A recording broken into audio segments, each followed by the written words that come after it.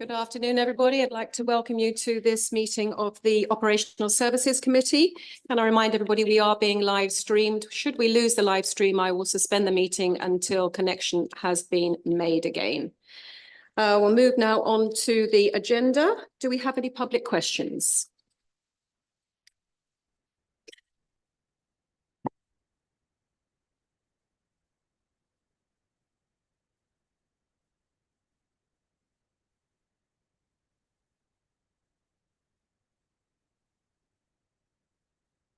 We have no public questions, so I will move on to apologies and substitutions. Thank you, Chair. We have apologies from Councillor Wade. Councillor Dupre was coming as a substitute, but she's had to send her apologies. And Councillor Whelan might be coming late. Thank you very much. Do we have any declarations of interests? Councillor Ambrose Smith. Purely for transparency, agenda item 14, Community Sports Facility Grant for Littleport Leisure. I'm not involved in any way in the running and I'm not a user of the thing. My husband, however, is the chair of trustees to whom the general manager reports. But I feel that I will be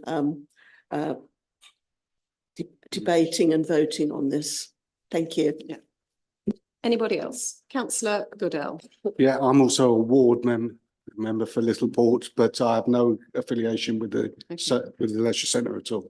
And I understand you've had clearance from the monitoring officer to take part and in the debate and vote. Yes. Lovely. Thank you very much. Okay, on to agenda item number 4, the minutes. Are you everybody happy for me to confirm as a true record of the meeting held on the 13th of November, which I will sign after the meeting? I'm now moving on to announcements from the chair, and I'm going to start with reminding members of 2 upcoming seminars, both via Teams and both commencing at 6 o'clock. The first is on the 12th of February on the climate and nature chapter of the local plan and the hedgehog supplementary document with Richard Kay. And the second is on March the 11th on the drainage infrastructure in the Fens with Andrew Newton and Faye Scott. I'm also pleased to announce that East Cambs District Council has achieved the silver accreditation of the Investors in the Environment scheme. Can I please ask that and I'm sure the committee's congratulations are passed on to the team. You're doing a fantastic job. You may be aware that a competition has been launched to name the new fleet of waste collection vehicles. And I understand we have upwards of 100 suggestions so far. I had a very entertaining 2 minutes on BBC Radio Cambridge yesterday. Never laughed so much. Some of the names are absolutely brilliant. So I'm going to thoroughly enjoy reading to see what the school children put forward, and any other members of the public who can come up with some cracking names. They never let us down, do they? I've also been notified that Lorna Dupre has replaced Chika Akinwala as a substitute on this committee, and I look forward to seeing her in the future. And can I also welcome John Hill and Nigel Akers from East Cam Street Scene for their later appearances. That's all me done. So we can now move on to agenda item 6, which is the East Cam Street Scene accounts for 22-23.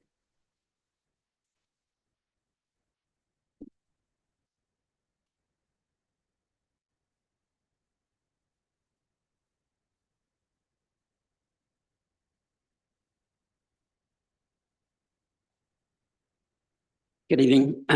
Thank you, Chair. So these are the East Cam Street Scene formal financial statements for the year end 31 March 2023. And if it's okay, Chair, I was just going to walk people through the statutory accounts. I'm aware that some people have probably seen these before and others not, so I'll just walk through them briefly. And the page numbers that I'm going to refer to are the page numbers of the appendix, not the actual report. So if we turn to page 4 and 5 of the appendix, which is the director's report, this states what the director's responsibilities are with respect to these statements, namely that they must only approve these accounts if they're satisfied that they give a true and fair view of the affairs of the company, and in doing so have selected appropriate accounting policies, applied them consistently, and any estimates are reasonable and prudent. and that the accounts are prepared on a going concern basis only if it's correct to do so. And finally, that all relevant audit information has been provided to the auditors. Pages 6 to 8 is the auditor's report. Page 6, Price Bailey confirmed that they've conducted an audit on the statements and the notes, and in their opinion, they do give a true and fair view of the company's affairs as at March 31, 2023, and have been properly prepared according to the latest regulations. Price Bailey do note roughly the middle of page 6 there that they've not identified any material uncertainties relating to the going concern principle. Page 8 gives more of the methodology of Price Bailey's audit. Page 9 is the profit and loss account. I won't go through the figures in detail. They are broadly the same as was reported to the committee in June off the back of the management accounts, with the company reporting a break-even position before tax. And just a note on that, although there was no profit, there was a small tax charge of 997,000. That occurs when certain items that are deductible from tax are only deductible when they're paid and not when they're allowed for in the accounts. So these are items like pensions, and there's also our depreciation policy is higher than taxable allowances. And that's why there's tax charge but no profit. Page 10 is the balance sheet. I think the notable items there are cash in bank of just under 550,000, and the final balance showing the 16,000 of retained earnings from previous years. Page 11 just confirms that the only change in the equity is this year's profit. Page 12, cash flow, reconciles the opening cash to the closing cash. And then pages 13 through 24 are all the notes to the accounts that try and help to explain some of the numbers. I think the two that are worth noting are note 1.2 on page 10, which states about the accounts being prepared on a going concern basis, and a little bit of the background to that assumption. And finally, note 18 on the final page gives an update on a road traffic accident from 2020, which is pretty much concluded now. Street scene was fully insured, but we're obliged to note the incident because it was quite large. So there's a provision there of 144,000, but there's a corresponding debtor that's accounted for in note 8, which is the amount due from the insurance company. So that's it, Chair. Happy to take some questions. Thank you very much. We have some written questions. Are the written questions, the owners of those happy with their responses? And does anybody have any follow-up questions for Nigel on the accounts? In which case then, I think we are being asked to note this. I assume everybody's happy for us to note and move on. Thank you very much indeed. We now move on to agenda item number 7, which is the East Cam Street Scene Finance Report. And I welcome Emma to the microphone. Thank you, Chair. The report before committee today is the second report of its nature, as ECSS is still projecting a net year-end loss in excess of £50,000. In November last year, I reported to committee that the estimated year-end loss was in the region of £150,000. And since that time, I've undertaken a review of the company's financial commitments with an aim to reduce the projected loss, or if it could not be achieved, prevent further significant increases to that loss. So it was evident very early on in the review that it would not be possible to eliminate the level of the loss that we were facing. The budget is mainly made up of staff costs, vehicle costs and fuel costs, and these are all necessary costs to deliver the service. I did consider whether any elements of the service could cease in order to bring spend back into budget, and very quickly concluded that the only area of savings that could be achieved were in the agency costs, and the level of savings that could be achieved from this would not make a material difference to the projected loss. And additionally, the council would need to approve any cessation of service in any event. So the focus then turned to reviewing areas that would prevent the losses from increasing even further. Whilst they have gone up slightly since the last report, we believe that these are now within control and are being carefully managed. So the areas of focus, which I won't go through in any great detail, are outlined in the report, and they are around the agency costs, the vehicle costs, and a review of the income that we're receiving outside of the council's contract or outside of the sort of the management fee element. So the main reason for the increase since the last meeting relates to the income from recycled materials. We don't have any control over this, and it has decreased from that in the original business plan assumption and lower than that from any amendments we made throughout the year to reflect what we were receiving. So having completed the review, I'm confident that the costs within my control will not increase any further. But unfortunately, I can't make the same commitment on the costs of related to the fuel and the income from the recycling credits. Fuel costs could go up beyond what we've got, and the income could go down. Equally, the fuel costs could come down and the income could come up. So for these two reasons, the finance manager has formally requested an increased management fee for up to £200,000 to reflect what I've just said, and he's made that request to the council's finance director. So, and the council will consider this request at its meeting on the 20th of February.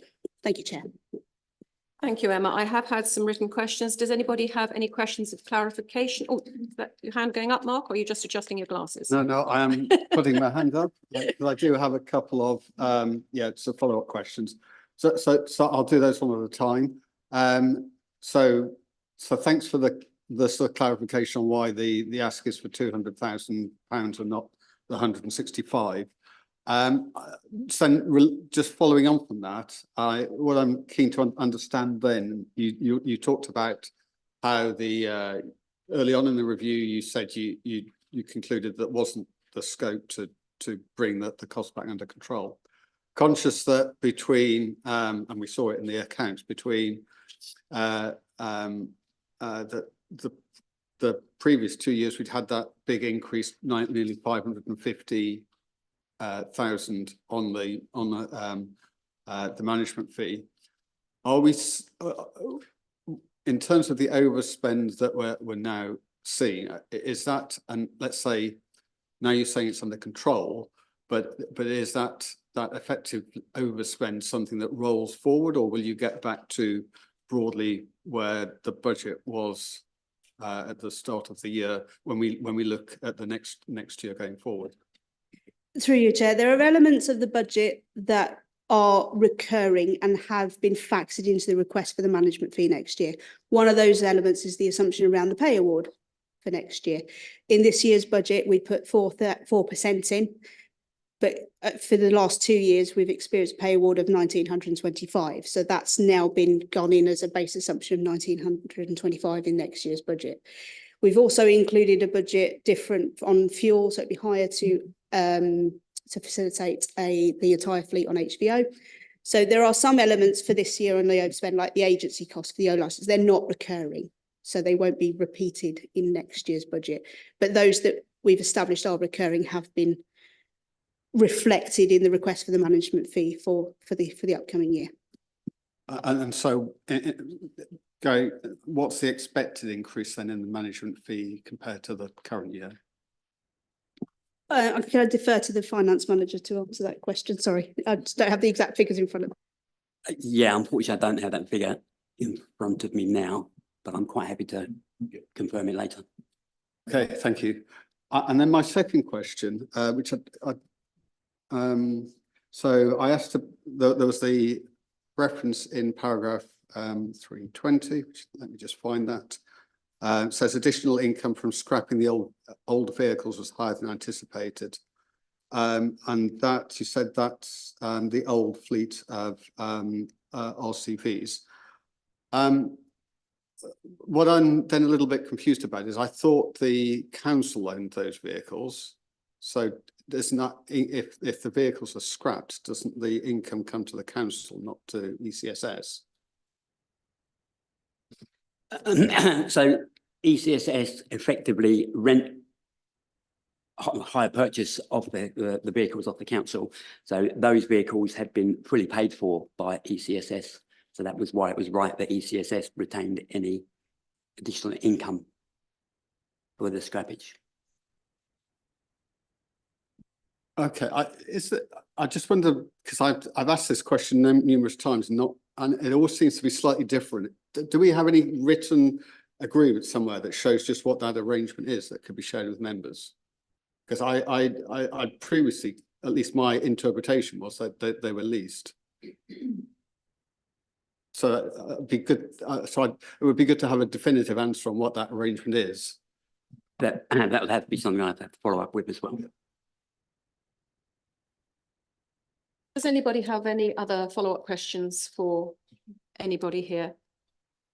In which case then, are we all happy to note the report and move on? Thank you very much for your time.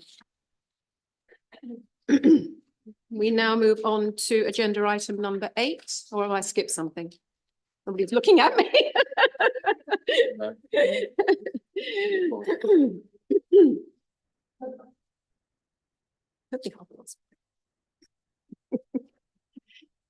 Good afternoon, Kat. This is the Q3 23-24 performance report for the waste and street cleansing services, and we welcome Catherine Sutherland to the microphone. Thank you, Chair.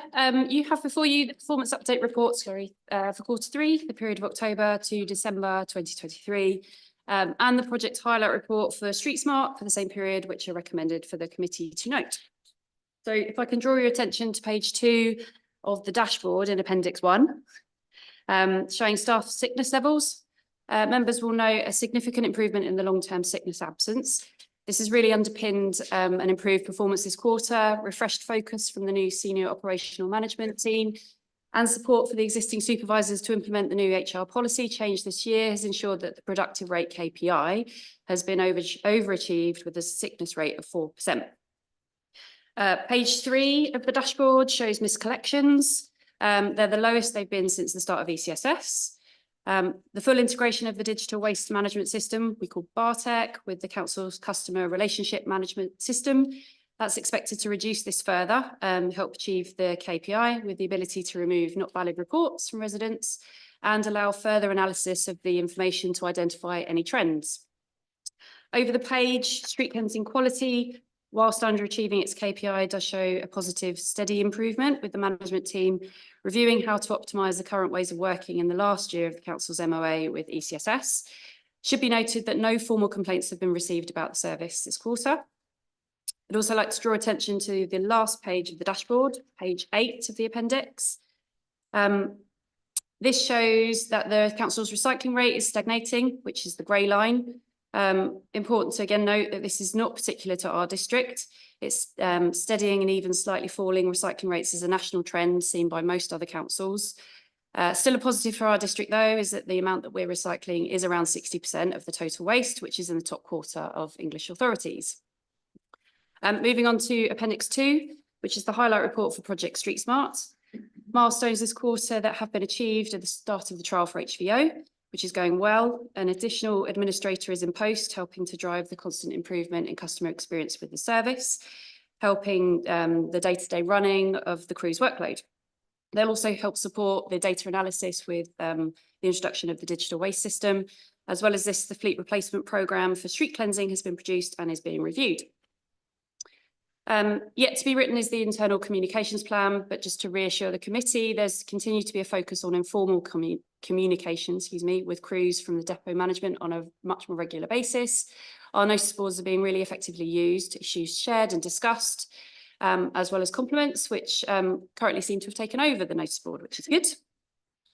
Refurbishment of the depot with the crew rest area next to the back office has helped enable a lot more conversations to happen really easily. Anecdotally, this is all helping a noticeable improvement in the culture and working environment there, which hopefully you will note is reflected in the performance. Again, anecdotal feedback from council departments has been positive. Customer services manager and their team telling us that it's much quieter on the phones and email, which for ECSS is a really good thing. So on that note, thank you, Chair, and happy to take questions. Thank you, Kat. There were several questions from various members. Are we all content, or do we have any follow-up questions from any other members following that report? Yes, Catherine. Thank you. I just would like to follow up on one of the questions from a previous committee. And I understand that you're still in the process of gathering more data, but do you have a better feeling now how long it takes to do a full round of street cleaning in the whole district and whether there's a sufficient amount of vehicles and staff to do that? Yep, so currently the mechanical sweeper is going around all the residential roads in the area every 6 weeks. And the zones that we have in the MOA, they are being visited as they are specified in the MOA. So the frequency so zones 1 to 3 are zone 1 being Ely City Centre and a lot of the larger town centres. Ely City Centre is a daily, and then the larger town centres will be range from once a week to every 3 weeks, I think, off the top of my head, but we're preparing a note to circulate. I got very confused with who's in what zone, to be honest with you, at a previous meeting. And I was going to, from the chair, I was going to ask Catherine to send to all members who's in what zone and how often that zone should be visited in terms of street cleansing, litter and dog poo bins as well. So we all have an idea of where we're supposed to be, especially if you don't know which zone you live in. If that makes any sense. But Catherine will send that round to all the members of the committee. In fact, to all members of the council, actually, if that's possible. I think because everybody would like to know what zone they're in. Hello, Liz. Hi, could I just add something to that as well? And as part of the street cleansing review, which has started, but we are still doing some work on that, we are looking at the street cleansing vehicles as well, just to make sure that we have vehicles that are fit for purpose. So as reviewing the whole system, we are also looking at vehicle provision as well as part of that. So whether we need any different ones or new ones, or whether smaller ones to get to the smaller areas, that is going to be done as well. Any other questions for Councillor Gooder? Martin. Thank you, Chair. HVO, have we any idea how they compare with diesel for litres per mile or litres per kilometre? It's like for like, to be honest, very slightly better, but it's predominantly like for like. So no worse, but much better use of carbon.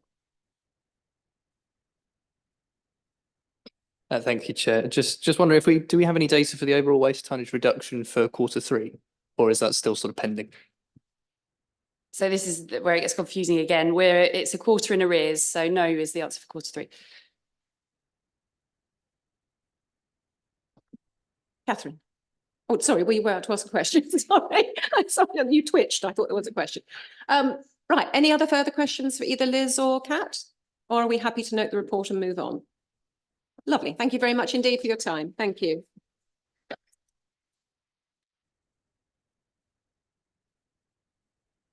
We now move on to agenda item 9, the budget monitoring report.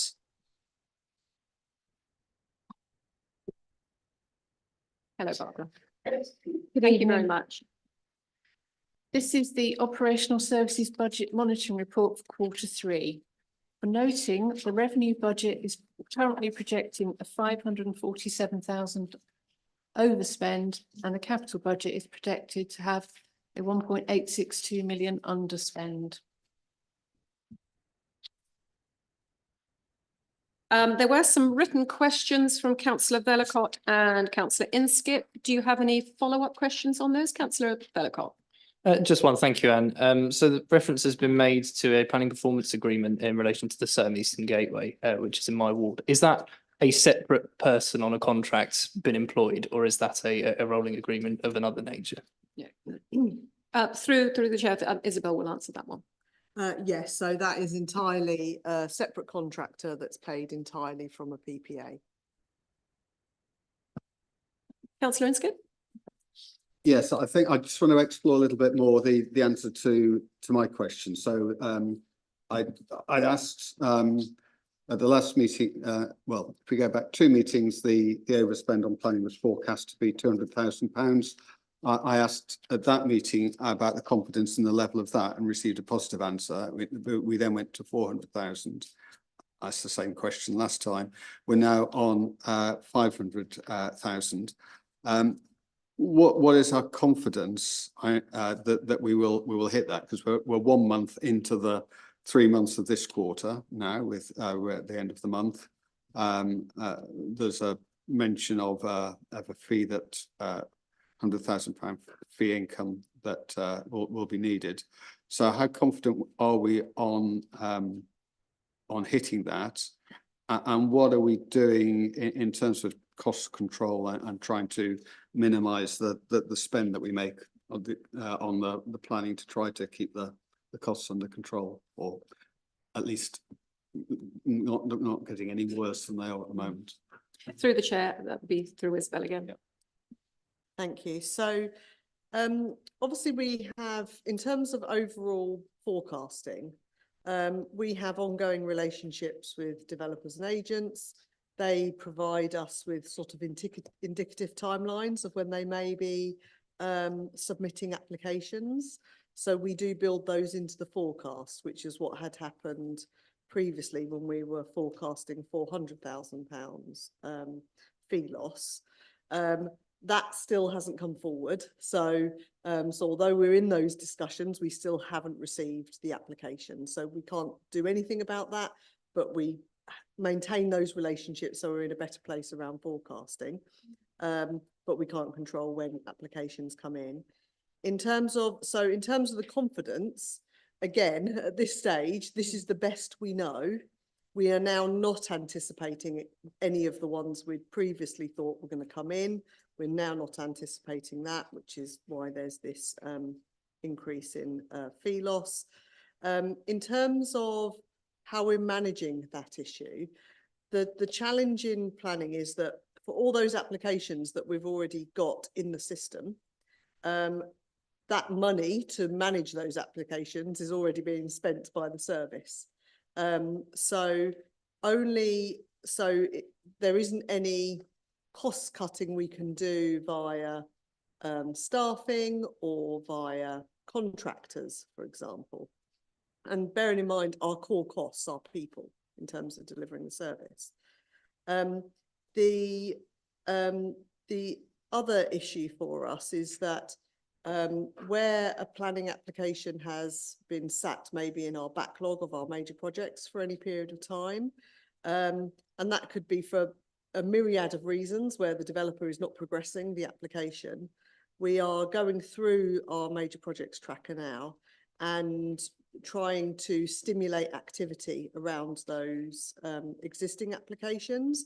And we're doing that through the use of planning performance agreements, where we're trying to get engagement again from the developers, and they are paying for that service so that we're interacting with them on a much more proactive basis, and they'll pay for that service. So we have seen some improved use of PPAs. It's not something we've traditionally done, so we have seen some improved use of PPAs.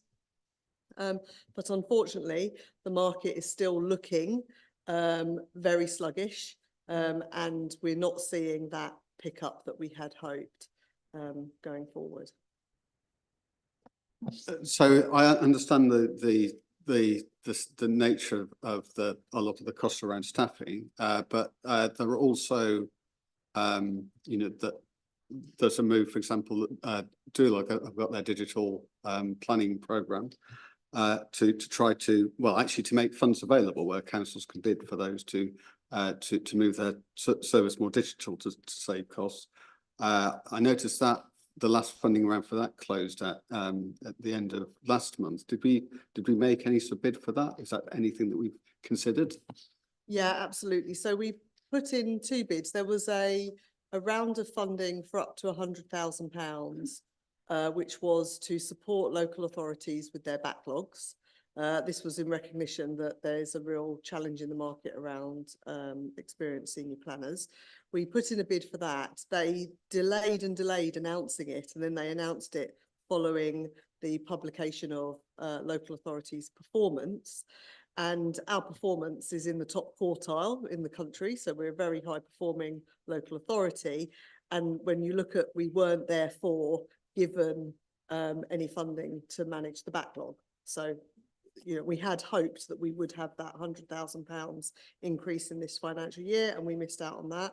We have also put a bid in for the digital fund as well. We find out in the middle of February whether we've been successful for that. We've got quite a strong bid there because a lot of our processes are still manual. So there is a really good opportunity to implement some digital. I would say, however, that it's a very defined set of digital parameters that they're looking at. So whether or not it's going to generate major efficiencies across our entire digital planning service, I doubt it. But I think it will bring in, if we are successful in those bids, it will bring in some key support for us in key areas like GIS and mapping and things like that. Thanks. Thank you. Catherine. Thank you, Chair. So I understand that the planning service has a good forward-looking workload, but essentially the money, as you said, that is there to cover that has already been spent previously. Now, if we even out the budget going forward, do we expect to run into the same problem next year? As in, is there a fundamental problem that the fees we gain are actually not enough to cover the time used by the planning officers to progress these applications? Or does that look like this is a one-off, and we would hope that going forward things would be more balanced? Yeah, so the budget set for next year, we've kind of taken a medium risk approach to that. So we're not saying it's going to be as bad as this year. But however, that does already include, so fees are set nationally, so we can't change our fee structure. But the government did put up fees by 25% for minor applications and 35% for major applications. That has already come into effect. So next year's budget is already, it assumes less applications, but has built in obviously that overall increase in fees. We're looking to improve and promote and push the use of PPAs further. But whether or not there's a kind of systemic problem in terms of that fee structure, I mean, that's out of ECDC's control. Does anybody else have anything to say on this? Oh, sorry. Could I please ask a follow-up? I understand that this is not within our control, but I think it would be good to understand whether we have a problem at hand that as such we can't solve, and we will expect that we will need to pay more just to make the system work out of, in a way, no fault of our own. Or if this is something where we could at least hope that with the fee increases from the government and maybe some digital efficiency, we might get to a position where the planning service is self-funding again. Yeah, I mean, this is a very unusual circumstance, and it's, in terms of fee loss, it's worse than the 2008 crash, just to put it into context. However, following the 2008 crash, it was around 18 months before the industry completely picked up again.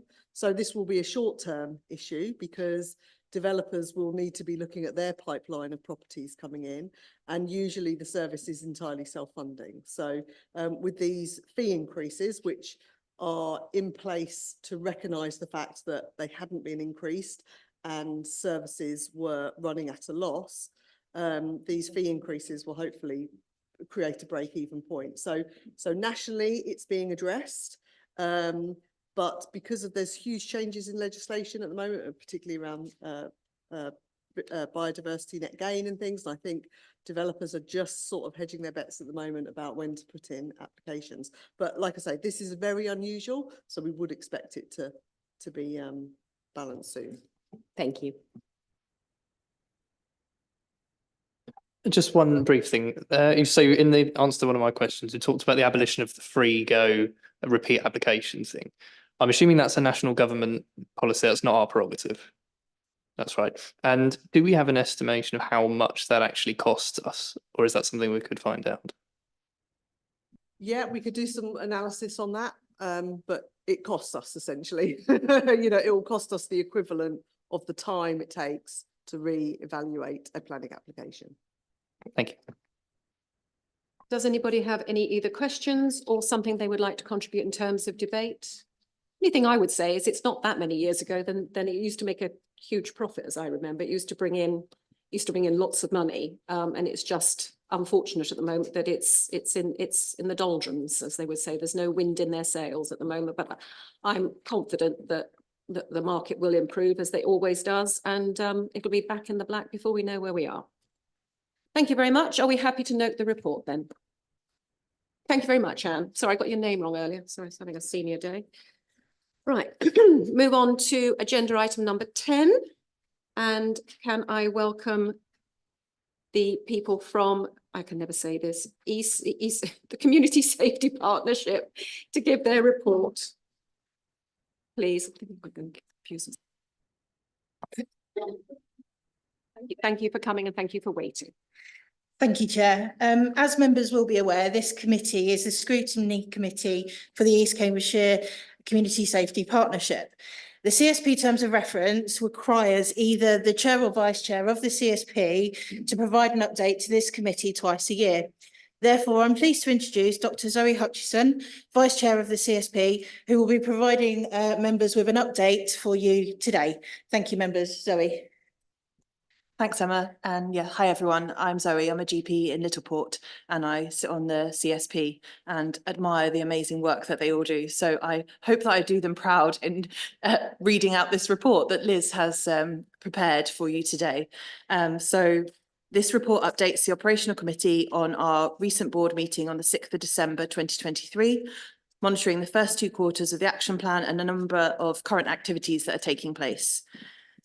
So at the meeting, the revised terms of reference were agreed, outlining the required attendance of both statutory and non-statutory partners with their named representatives of the current year.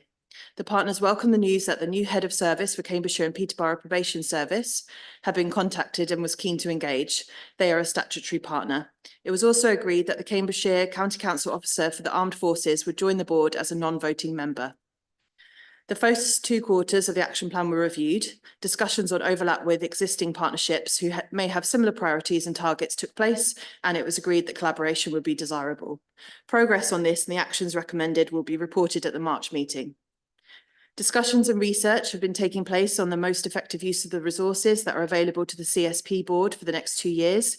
It was agreed that these be channeled into further funding the further contract of the Community Safety Support and Antisocial Behaviour Officer. It was also agreed to continue to commission the strategic assessment for the following year. This provides a lot of the evidence that's used in the action plan. The problem solving and delivery groups, which are amazing, by the way, if you ever get to sit in on any of those meetings, they're fantastic. We're working well, raising issues and identifying collaborative solutions for these. The problem solving group has a high level of attendance from the schools and agencies and is facilitating multi-agency solutions. In addition to the current task and finish group working on youth provision, based on evidence, the delivery group has set up an additional task and finish group to work on the identified spiking of antisocial behaviour in Ely and Littleport. This group will also include representatives from the town councils, which is a new approach. It was agreed that working with representatives from the local parish and town councils was vital in ensuring agreed and sustainable outcomes. Our PCC officer had successfully obtained grants from the OPCC's fund, tool marking kits for the police, CCTV for Chiefly Parish Council, a community safety pack for Burwell, and other bids are in the pipeline. Bids are identified locally and progressed through the PCC officer. The regular CSP newsletter to all agencies and parishes advertises these opportunities. The newly launched Stopwatch initiative to combat shoplifting and encourage reporting to the police has been extremely successful, with most of the local shopkeepers in Ely now fully engaged and part of the WhatsApp group communication. This is being rolled out to the other parishes. This helps with the police with a greater level of reporting to provide the statistics required to respond and identify themes and local activity. The recent Community Safety Forum in Isleham was well attended and a multi-agency action plan produced, and a forum for Fordham is now in the planning. So there's lots of activities taking place and some case study examples of activities being undertaken by the teams and partners are after concerns of ASB, drugs, knife crime and county line fears in Burwell, work is taking place with Burwell Parish Council and CCC to support positive youth engagement and youth provision. The CSP team is supporting the parish council, who are holding an evening for young people to listen to what the youth would like to see, their interests, areas they feel unsafe and why. The team have connections with some young people and their parents, so we use this to encourage their attendance and introduction to their counsellors. The team can facilitate ideas that they know have worked in other areas and find any funding available to support an action plan. The CSP has put in a funding application to the OPCC for after-school diversionary activities, which is mainly focused on Littleport, to reach older and hard-to-reach youths. This is specifically concerned with deterring serious violence, such as knife crime and access to county lines operators. And there's the Connections bus has been commissioned for 24 weeks at Burwell Recreation Ground. The CSP is also exploring ways of how to effectively raise awareness of campaigns focused on addressing domestic violence and serious violence against women and girls. And the next phase of the Eyes and Ears training will be rolled out.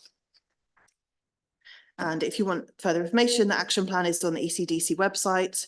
They're doing great work with their social media. So there's a Twitter and Facebook account. And positive stories or issues of concerns, you can submit them to Joe Ando. And the next meeting is on Tuesday, the 5th of March, and councillors are welcome to attend as observers, and just contact Emma if you'd like to attend. I thought you did brilliantly. So well done. And I attended the forum in Isleham, and I'm really looking forward to the one. It was very positive, and they were talking about it at the next parish council meeting as well. So it's made a real impact in Isleham. I think it opened their eyes to a lot of things they weren't aware of as a village, but they are now, trust me. Do we have any questions for either of these ladies? I just want to say thank you, because you are, oh, I do beg your pardon, Ali, and you have to shove me. Yeah, it's more a comment than a question. Because I represent Bottisham on my county ward, and we've had I think 2 very good county community safety partnerships events there, which certainly the residents certainly welcomed, and you got the police along, and it was very well received, because there had been issues around some antisocial behaviour in the village at some stage. So hopefully there will be another one of those, because I think it's trying to get the only issue with it is we tended to find that there was trying to get the younger members of the community, the younger families along, which may be difficult, rather than some of the older members of the community. But now, thanks for those events. Does anybody have any other questions or anything that they would like to say? I just think you do an amazing job, because it makes such a difference to communities to know that they've got somewhere to reach out to. Certainly in Isleham they do, and I'm hoping in Fordham that they will realise that there is somebody there to support them when things go wrong. Thank you very much indeed for all your work. Thank you. Thank you, Chair.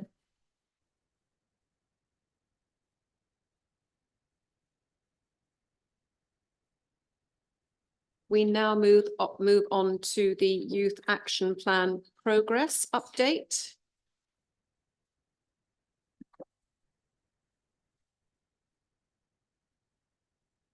Stephanie Ann Lewis. Oh.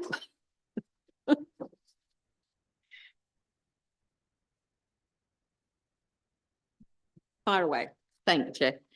This committee approved the East Cambs Youth Strategy and Action Plan in March 2021.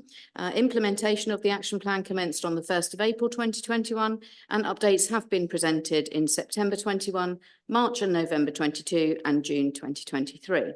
The delivery of this Youth Strategy and Action Plan will be completed by the 31st of March 24. The committee will recall that in June 2023, members requested that the next update is to include information on whether the council could underwrite the youth events programme so that the events could be advertised earlier. The Director of Finance has confirmed that the council will provide cash flow flexibility, so costs can be incurred in advance of the external funding being received. However, the expectation remains that the funding for these youth events should be from an external source, and therefore no additional budget provision is required. Members are requested to note progress against the East Cambs Youth Action Plan, authorise the Communities and Partnerships Manager to approve allocation of funding as set out in section 4.1 for the future youth events, agree for the delivery of the youth-related activity to form part of ongoing work, programme and service offer of the Communities and Partnerships team. Examples of this ongoing work are set out in the committee report. Thank you, Chair. Happy to answer any questions if you're happy for me to do so. Thank you, Stephanie. Before we move to questions, do I have a proposer for 2.1, point 2 and point 3? Thank you, Chairman. Proposed committee accepts recommendations. Thank you. Do I have a second? Yes, Chair, I could second that motion. Thank you very much, Martin. Okay, so do we have any, we've had a lot of written questions from this. Are there any follow-up or any further responses? Does anybody have any further questions for either Stephanie or Lewis? Christine. I would like to recommend, because this plan finishes on the 31st, 2024. I would like to recommend that we put that a new plan is done for the next 3 years. Are you bringing in an amendment? Yeah, so a new plan is done, or not an amendment, but a continuing plan is done. The next 3 years. Lewis, do you want to answer that? Put you on the spot. Oh, sorry. Thank you. The original plan was put together and shaped and informed through lots of extensive engagement, consultation directly with local young people. If a future plan is to be done again, it may be worth looking at before we put it together, carrying out further focused engagement to shape what that plan might look like.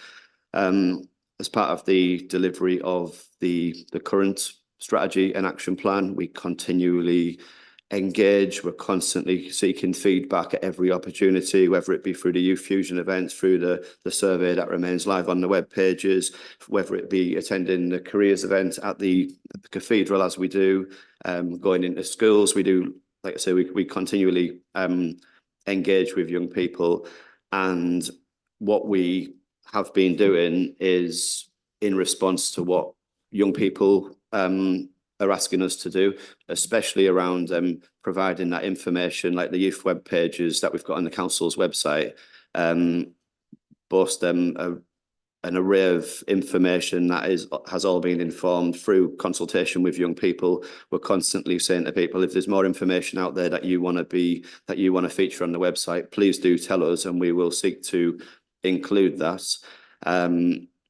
But yeah, I think if we were to look at a future plan, then it may be worth carrying out some focused engagement in addition to what we already do, because we're already doing it. And based on the feedback that we are getting, we are already meeting the needs of local young people. Hence the recommendation, I guess, to make this business as usual, as opposed to have a separate plan. Thank you. I think what you're saying, Lewis, is that this will just become a rolling. It doesn't need a special date on it. It would just go on. Yeah, it will just continue on, but we need to now have a focused date going forward. This plan is saying that it finishes in March 2024. So therefore it needs to be on rolling on. These are questions. This is questions for Lewis and Stephanie. So have we got any questions before we move into debate? Oh, go on, Christy, well done. Sorry, I'm unclear about what age range we're concerned with here. Can you clarify that first, please? Thank you. The youth strategy was aimed at young people aged 5 to 18. 5 to 18? Yeah. Ah, right, okay. And sorry, can I ask? Yeah. Are you asking them about physical facilities as well? Because this seems to be about meeting places and the internet and things. So have you got any feedback on what physical facilities they might like to see provided?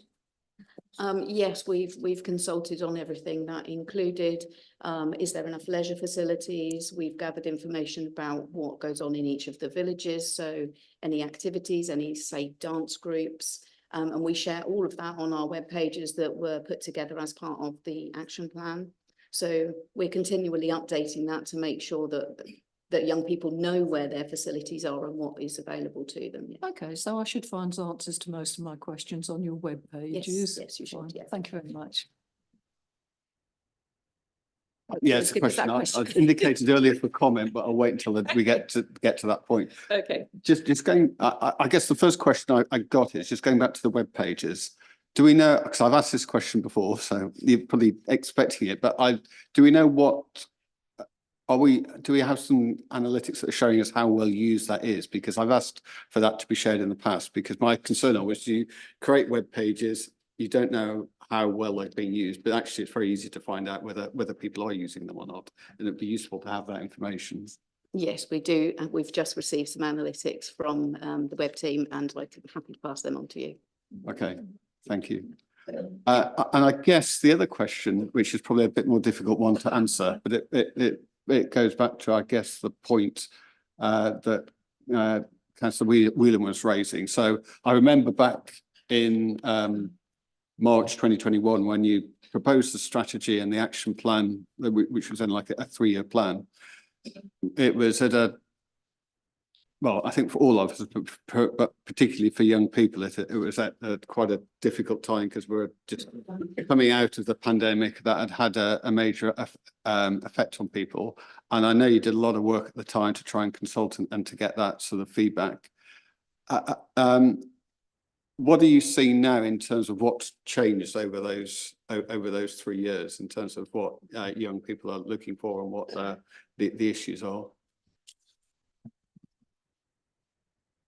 The original strategy, as I mentioned, was based on consultation prior to March 21.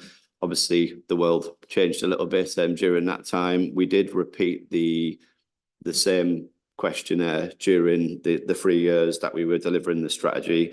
We then added new actions to the action plan. Anything that we weren't already doing or already planning to do, we updated the action plan to include new actions in response to the findings of that follow-up questionnaire. Yes. Martin. Can I just add something to Lewis's comment? Sorry, before we move on. Yeah, I just wanted to say that the ongoing engagement at the moment, rather than another formal consultation, is taking place all of the time at the youth events and things like that. So we have consulted. That was part of the idea of running them, was to talk to young people and find out what's going on. And it was really successful for doing that. And the feedback forms that we got back were really positive. So I think, you know, if we don't do another consultation, we're still finding out what is going on with our young people anyway, just by holding more events and working with the CSP, for example, and talking to young people at the court events and everything that we're putting on like that. So we are engaging. It's going up everyone. Got Lewis and Martin and Christine. Do you want to add on to what Stephanie was just saying? Yeah, sorry, bear with me. adding on to this response. Yeah, it's just to say as well that when we are finding out about issues or whatever it might be, or matters of concern, we also recognise that the district council might not necessarily be the best placed organisation, the most appropriate placed organisation to deal with the issue or address it. So we will always endeavour to pass it on to whoever is most appropriate, whether that be the CSP or the local school or the parish council or local groups, for example. So we're constantly finding out, either reacting to it or sharing it with people that can hopefully make a difference. Thank you. Lewis. Martin. Thank you, Chair. Just for clarity, your youth action plan will be delivered by the 31st of March this year, and that will be for the year 24 to March 25. Is that correct?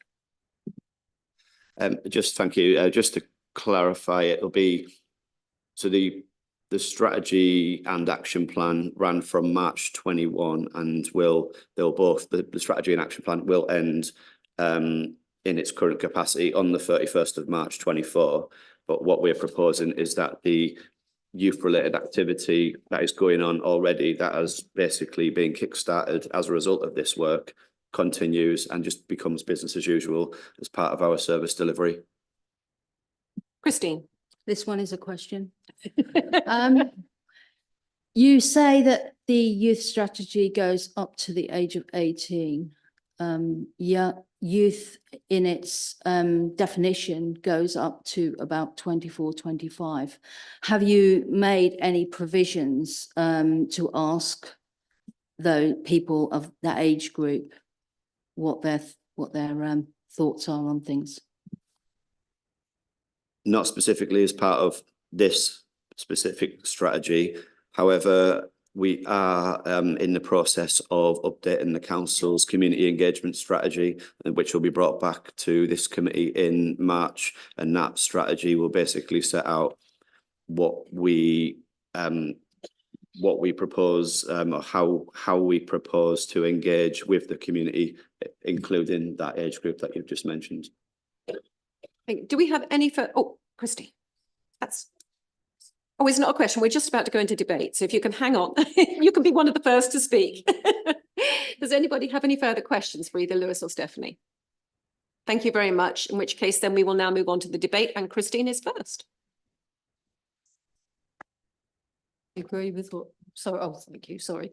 With Christine's point about the older age group, that is actually a very important group to be engaging with, because they'll just all have left school. They're going out into a different world, the adult world in effect. And I think whatever information we can get about their wants and needs would be very beneficial, even if it's only to pass on to other organisations. Thank you. Do I have any other speakers in the debate? Okay, so we've got, oh, good heavens, right, okay. What's Christine's today? It's Christine Ambrose Smith, and then I think Catherine, Mark and Alan. Anybody else? Mark? Sorry? Oh, yes, okay, we'll go last. Fire away. Who was first? Christine Ambrose Smith. Hi. Is there a danger? I understand what you're saying about this older age group. However, they are potentially more self-sufficient. They're either in full-time education, part-time education, employment. Are you, if you include or do work with the older age group, are you likely to spread yourselves too thinly? I mean, I think that is a concern. And secondly, is it worthwhile getting town, city and parish councils to be more proactive?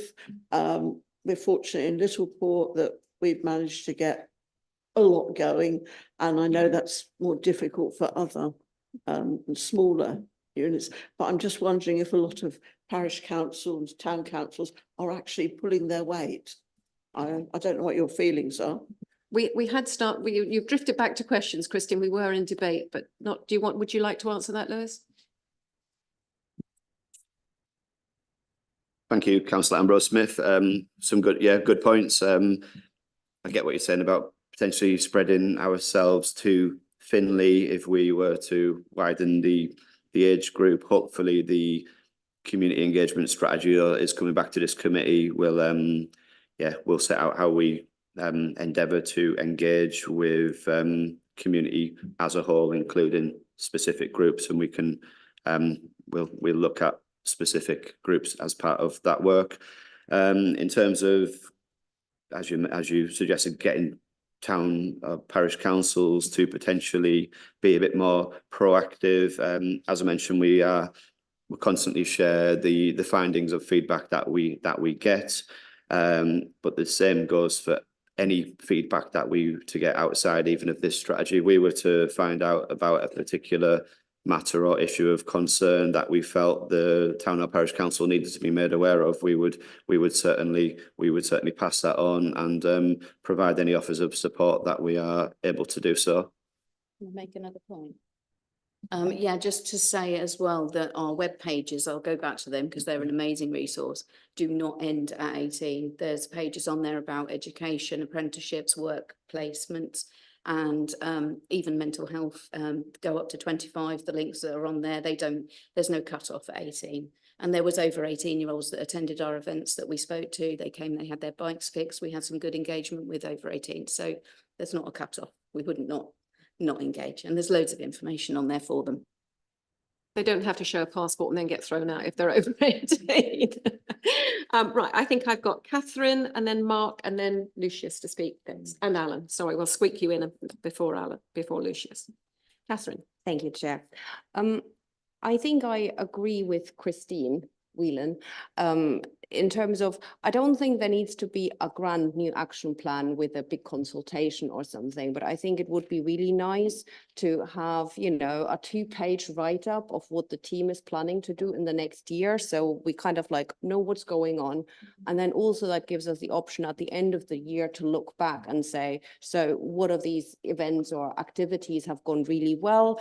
Where kind of like, has it maybe not gone so well? What should we do going forward? And also, I think that would give us as a committee, a better way of understanding which of the concerns that, you know, young people have brought forward have actually been addressed. And in that way, I would maybe say it would also be really nice following the end of the action plan to have a look back, because some of the issues addressed kind of like, you know, people saying they want more open spaces, more indoor spaces for activities, that's, you know, these concerns. Are we now in a significantly better place, or are there things left that we should be addressing going forward? Anybody else? Right. Mark. Yeah, just to add to that, I think I remember back in March 2021 where we had the debate, we had the strategy, and we had this sort of 3-year action plan, and I think that was a really good discussion, and we've had the and I actually made the proposal that we should have the report back every 6 months, and I'm glad that got accepted, because I think that what that has meant is that twice a year at this committee, we've discussed the issues, looked at the progress, you know, and I think there are some really good examples, but I think also if we look across our district, I would say it's still quite patchy. There are some areas where the, you know, facilities and the engagement are really good, some where, you know, sometimes smaller parish councils struggle to try to provide support. Quite often it depends whether you've got parish councillors who really want to champion youth issues over everything else. And my concern, if we just sort of get to the end of March this year and say, well, that's the action plan done, now it's business as usual, we'll sit here and there's no reason why it ever needs to come to committee anymore, because there's not an action plan anymore. There's no sort of review. So I don't think we need a big full-blown, you know, start out all over again, but I think it would be good to see some sort of continuation of what we've got, because I think these discussions every 6 months are really useful. Thank you, Mark. I've got Alan and then Lucius. Thank you, Chair. I've got 3 points really, and it's comment stroke question, and I'll take the second one first because it's following on from what Mark has just said and Catherine. Yes, I mean, the action plan's finishing at the end of March 24. Obviously, it's going to carry on, but I do think we need some targets, some points. So I would agree that we, you know, it doesn't have to be, but it's not that we're imposing, it's hopefully coming from what the youngsters themselves want. And we can then, you know, sort of tailor our plan around that. So that will be the first point. The second point is, obviously the funding, as mentioned in the paper, hopefully it's going to be self-funding in terms of grants. And obviously this is us alleviating the cap. All right, if it's not self-funding, it's not, but ideally it would be. And then the third point is more a parochial one, I suppose. In terms of engagement, you mentioned town parish councils. Have you engaged, I'll declare an interest, which is on my declarations of interest. I'm co-chair of governors at Bottisham Village College. And obviously we've got 1,500 pupils. So are you engaging with Bottisham? Because I believe there was an event there in the summer that wasn't that well attended from what I understand. I don't know if that's correct. But I'm just keen, obviously, you know, there's and similarly with Southern Village College, Littleport Academy and all of the others, there's hopefully a captive audience that we can try and get some more interest from. Right, we now move to, have we got any other speakers? Anybody else got anything to say? And so Lucius, I'll come to you to round up the debate and then we can vote. Thank you, Chairman. Yeah, so just to address a couple of points made by members, I was at two of the three Youth Fusion events. I was at the Soham one and the Bottisham one. Councillor Sharp is right, there was slightly lower attendance in Bottisham, but I was still quite impressed. It was still more than I expected. And regardless of attendance, each one was immensely valuable to local young people. There was a sort of a welcoming but unpatronising atmosphere. And so that's why I was really delighted to read this recommendation that we underwrite the financial provision for 2 more events in the future.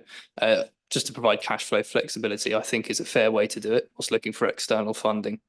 So I'm hoping that we can continue sort of on a rolling basis to provide these events every year as a regular feature. Councillor Whedon's point about reporting back to committee, I think the Youth Action Plan has been very successful from the 2 updates I've seen since I was elected. And I do think it's right that the programme that's in the Youth Action Plan is absorbed into the council's remit in general. So the officers take the principles in the action plan and incorporate them into their workload anyway. Because, you know, we know, I think everyone in this committee, it means so much to us that we are able to give those opportunities across the district, that I think we no longer need that detailed and action plan. But certainly I would welcome members of the committee being kept up to date about the progress in what is clearly fantastic work in the area. So thank you very much to officers for working on that and continuing, I hope, to give young people a real sense of purpose. So I'm perfectly happy with the recommendations as they stand, Chair. Thank you. Yeah, I'm just noting here that we have got the community engagement strategy coming back in March, which I think will probably include the some youth action strategy within that. So we'll have an opportunity to look at it then if you're happy with that, Christine. Yeah, I still think that the recommendation needs to be put forward that it's on rolling forward. So are you proposing that I'm as an proposing amendment? that, yeah. So have you got a second, in which case we need to debate So, that? yeah, I'm happy to second, but I think the key thing we're trying to do is to get that regular thing, update. yeah. Yeah. Do you just want a regular update, or do you, which I think is that what you're asking? I'm not quite sure what you're asking Yeah, for. continuing review. Continuing Continuing. how it is, not have like the March 2024, just move that date. Still 6 months.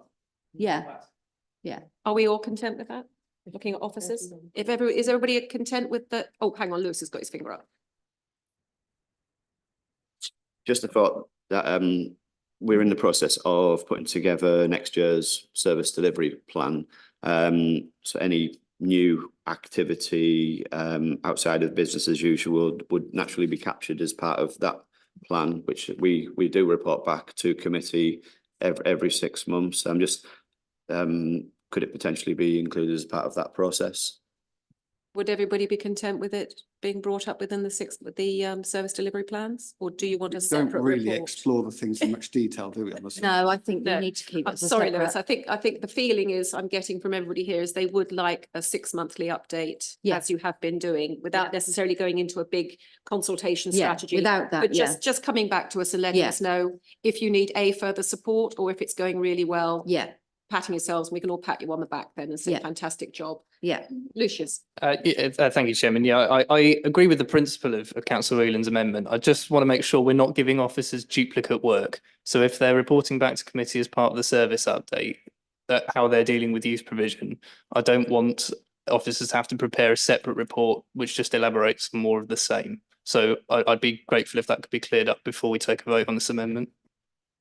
If I may, through you, Chair. So the service delivery plans are generally high level, and we generally report on them through exceptions, although there's no reason why we can't do deep dive on activities. However, I don't think there'd be a duplication of work there, because it covers a myriad of services. However, I just want some clarity really on what this amendment, the wording for this amendment, if we're going to add it here. Or is this does it require an amendment, or is it just a future request for services to bring back a further update? Are we thinking, Christine, you just want to continue to have the updates? You don't necessarily want a new strategy. No. You want to continue to receive updates. So I think that would really be a request from the committee for continued 6-monthly updates on the youth action plan. Yes. And then we can add that into the forward plan. Yeah. We'll add that in at the forward plan. I'm being given advice all over the place. So what we're suggesting is that we follow this current recommendations Yes. here as is, no amendments. And when we get to the forward plan item, we add on there that we receive a 6-monthly update for youth activity. Are you content with that, Christine? That works for you? It works for everybody else? Oh, no, Sorry, no, Chairman, can I have the exact text of that amendment, please? it's not an amendment. It's not an amendment. It's a request from the committee Understood, to, thank you. to add it to the forward agenda.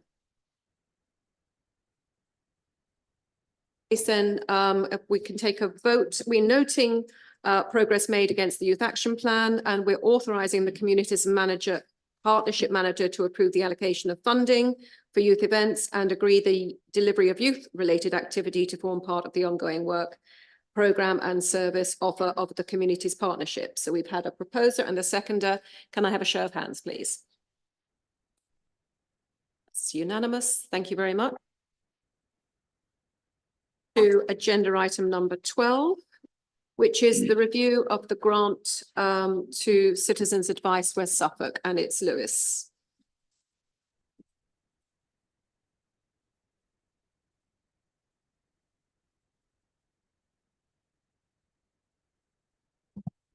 Thank you, Chair.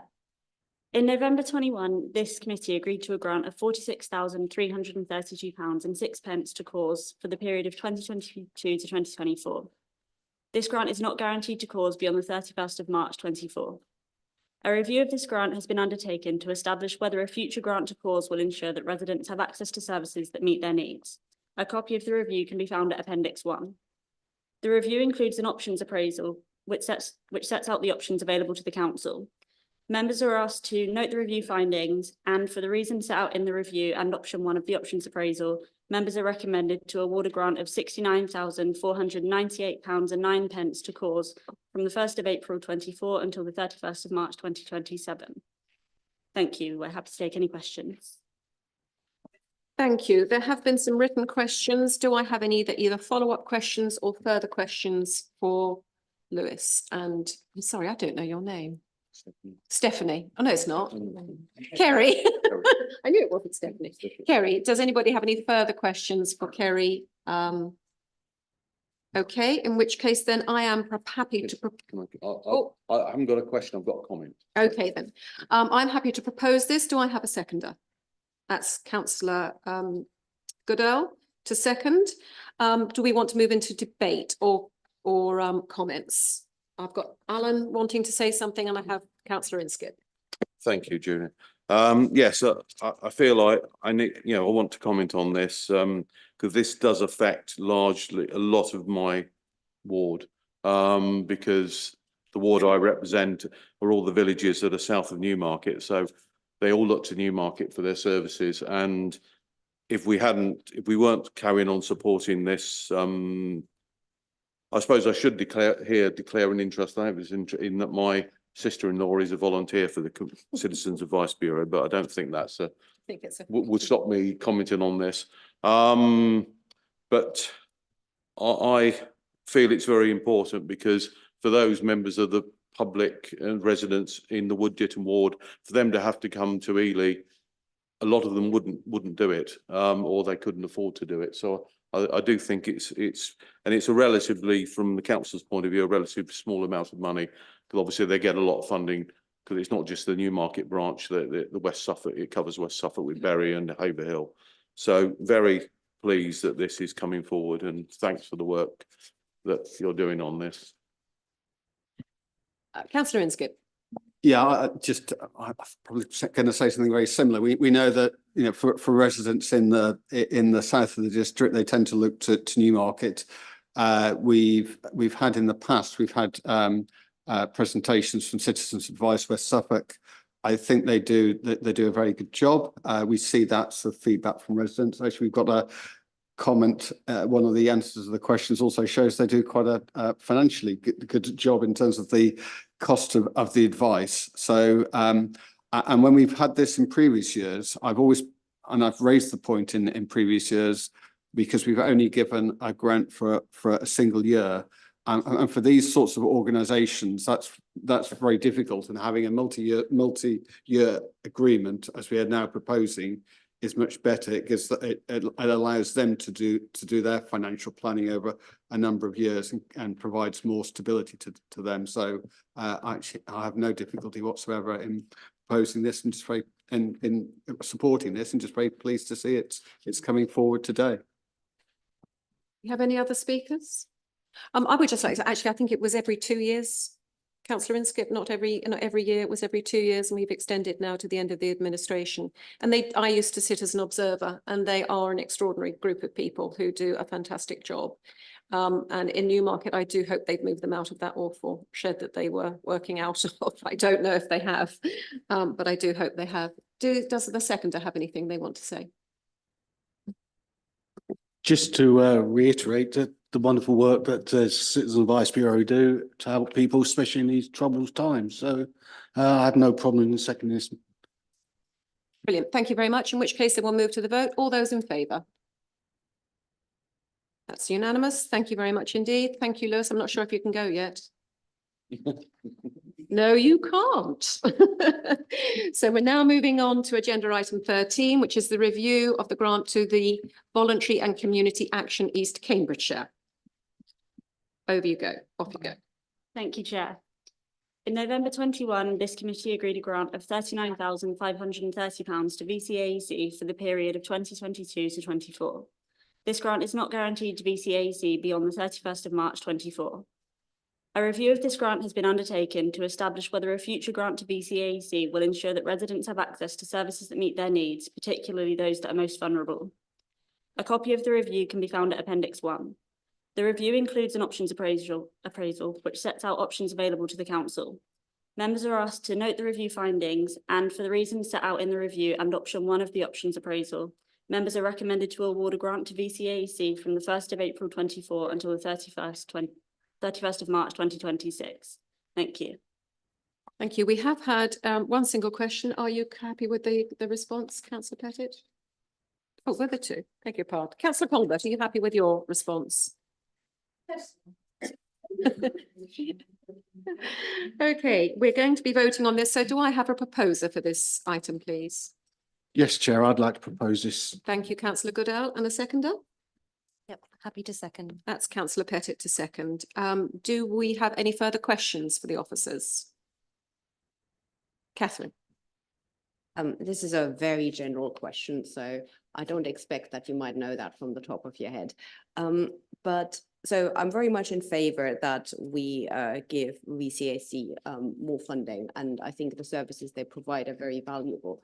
But having only been here for less than a year, was there any reason how we came to fund them in comparison to all the other community organizations within the district? And is there some general guidelines on what we fund and what we do not fund? I think everybody is normally every 2 years, because if they had to come back and justify themselves annually, it would be an administrative nightmare for them. So I think we normally just say every, I think is it in the SLA, it's every 2 years? In the past, it was an annual SLA. Then this committee made the decision to extend the duration of grant to 2 years, which was when this was last brought to committee in November 21. Partially. Yes, I think it makes total sense not to do that exercise every year. And also it's the same with, West Suffolk. Organizations need to be able to do some forward planning. I think I'm more interested in the general principle of what we fund in terms of services to the community as part of the partnership system. Because, for example, I think it was a Cambridge Acre that has was offering gardening for disabled people, and that has collapsed for lack of funding early in the year. So it would just be interesting to see what our general guidelines are and how we come to choose the charities that we do choose. In terms of the history of looking back at the reasons why we have chosen to fund this particular organisation, I would need to go away and look back at when from the time we very first started funding this organisation. I guess since my involvement, there have been service level agreements in place, and part of the remit of this service is to review those existing arrangements to ensure that we are continuing to meet the needs of residents and provide services. But in terms of the history of why we very first started funding VCA, you see, I would need to go away and look back, as it predates me.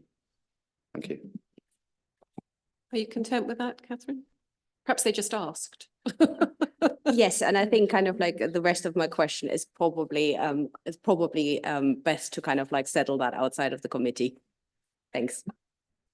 Right, do we have no further questions for the officers? Do we need to debate, or are we quite happy to move on and vote? Okay, all those in favour? That's unanimous. Thank you very much.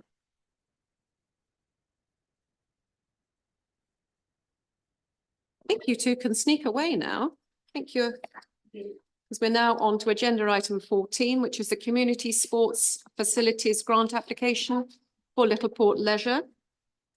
I'm welcoming Martin Gray to the microphone. Fire away. Thank you, Chair. I'm bringing to the committee an application from Littleport Leisure to the Community Sports Facility Grant to redevelop their second gym area, generally for better use and specifically to target underrepresented groups in the community that will help to benefit their physical activity levels and in terms also their health. So we know there's various reasons why people don't participate possibly in sport and physical activity. So this area is looking to break down some of those barriers to support the community and those residents to go through the doors of Littleport Leisure. And as we know, Littleport is within our public health teams, an area of need and a focus for various reasons. And we have some target schemes happening in Littleport that this would support. So the recommendation is for a grant of up to £11,400 to Littleport Leisure, as set out in the report. So I'm happy to take any questions. Thank you very much, Martin. Well, I'm happy to propose this from the chair. Do I have a seconder? Thank you, Chair. Second recommendation. That's Councillor Lucius. Councillor Lucius. Councillor Vellacott. Sorry, I'm bewildered. We did have a question from Councillor Colbert. Are you quite content with the response? Excellent. Good. Okay. Do we have any further questions for Martin about this? You're getting off lightly tonight, aren't you? You've had to wait a long time, but you're getting off lightly.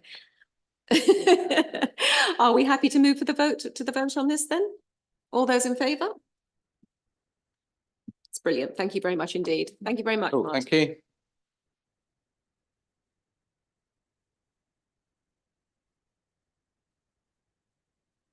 To agenda item 15, the Information Security Policy Review. Karen's got two hats on today. Let's hope we don't go down while you're sitting there. If you'd like to give me your report. Thank you very much. Chair, members, before you this evening, you have the updated version of the Information Security Policy. This policy has been reviewed and minor amendments have been carried out, including the clarification of wording, updating of relevant legislation at paragraph 4.1 and confirmation of requirements for staff members and third parties with additional paragraphs. The policy has also been updated to ensure it meets the requirements of accessibility standards. Members are requested to approve the recommendations at point 2 of my report, and I'm happy to take any questions. Thank you very much, Karen. Do I have a proposer for this item as we need to vote on it? So thank you, Chairman. Proposed committee accepts recommendations under 2.1. Thank you very much. That's Councillor Vellacott. I'll try and get your name right, Lucius. Sorry about that. And do I have a seconder? Thank you, Chair. Happy to second. That's Councillor Pettit to second. Do we have any further questions for Karen? There's been some written questions from Councillor Vellacott and Councillor Inskip and Councillor Pettit. Are you happy with those answers, or would you like to follow up? I've got some follow-ups. Yeah. Carry on then. Actually, I'm going to my first follow-up is actually on Councillor Vellacott's question on the cybersecurity training, which I'll make a comment on that. I thought that the training was very good and actually well targeted towards what the councillors ought to know. What's the take-up of that? How many councillors have completed it to date? This is obviously sent out by legal, because it incorporates, data protection as well. At the moment, the take up is one councillor has completed the training. Thank you. I know who that one was. We're all looking very shamed now.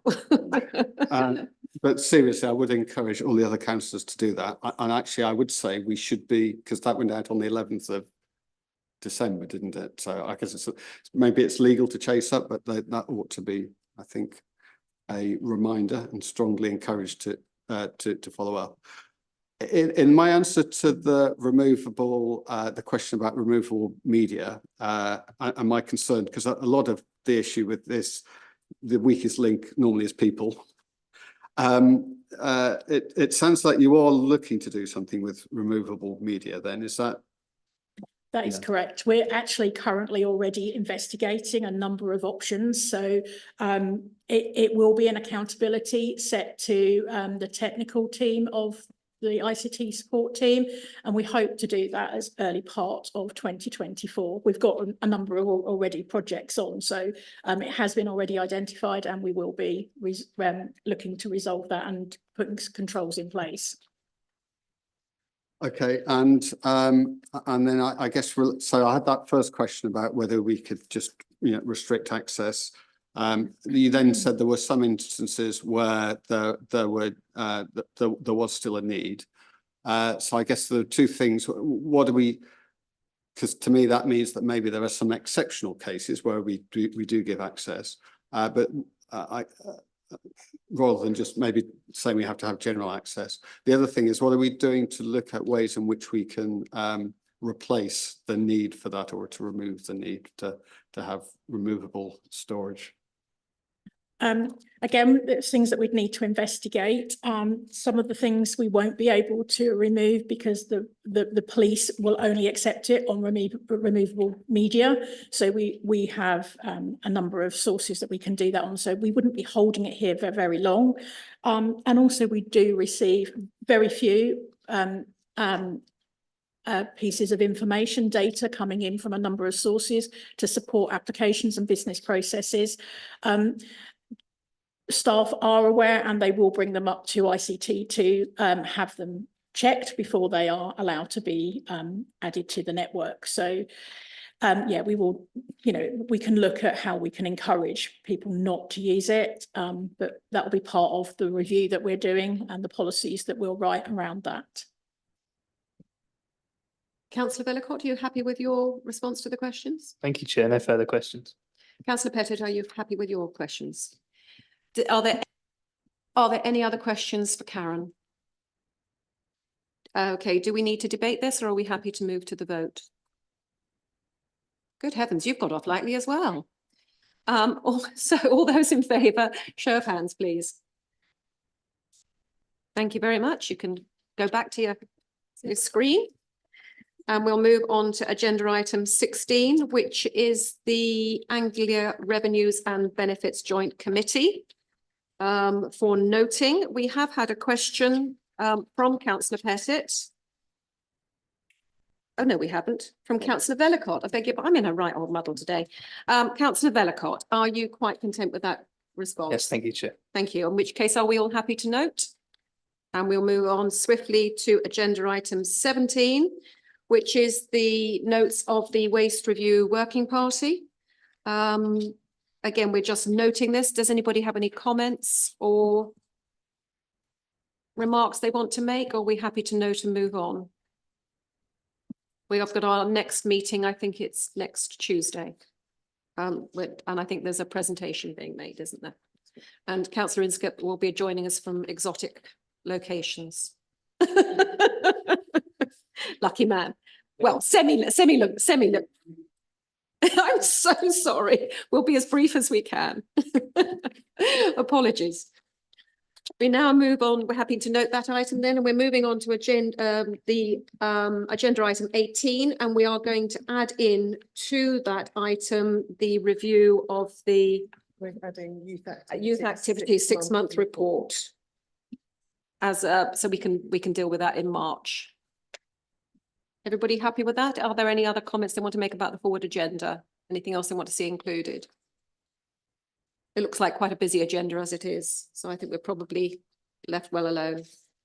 In which case then, we are now moving to exempt session. I'm happy to propose that we restrict the following items from the press and public. Do I have a seconder? Thank you, Martin, councillor Goodell to thingy. So I bring the public meeting to a close. Thank you very much. And for any members of the public and press that have been watching, have a good evening. We're now